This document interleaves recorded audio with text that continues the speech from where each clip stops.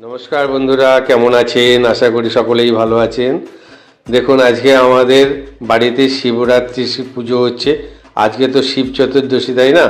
আর আমার ওয়াইফ আর ছোট মেয়ে এই বাড়িতেই শিবের মাথায় জল দিচ্ছে। আমাদের বাড়িতেই পারদে শিবলিঙ্গ আছে, আর জন্য ওরা আর মন্দিরে যায়নি, কারণ বাচ্চাটাও ছোট, একটু অসুবিধা আছে যাতায়াতের, যার ফলে ওরা আর মন্দিরে না গিয়ে বাড়িতেই পারদে শিবলিঙ্গের মাথায় জল দিচ্ছে।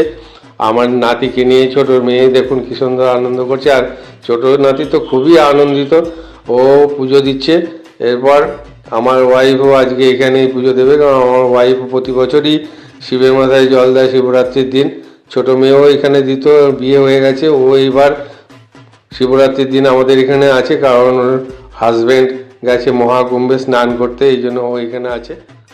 যার ফলে দুদিনের ছুটি পেয়ে গেছে আমার মেয়ে, তাই এখানে বেড়াতে চলে এসছে। আর আজকে শিব চতুর্দশী, আর এখানেই আজকে পুজো আচ্ছা সেরে ফেলছে। বাড়িতেই বসে ওরা শিবের মাথায় জল ঢালছে। আমার বাড়িতেই যেহেতু পারদে শিবলিঙ্গ রয়েছে, তাই আমার ওয়াইফ এবং মেয়ে দুজনেই এখানে পারদে শিবলিঙ্গের মাথায় জল ঢাললো এবং পুজো সমস্ত অর্ঘ্য এখানে অর্পণ করলো।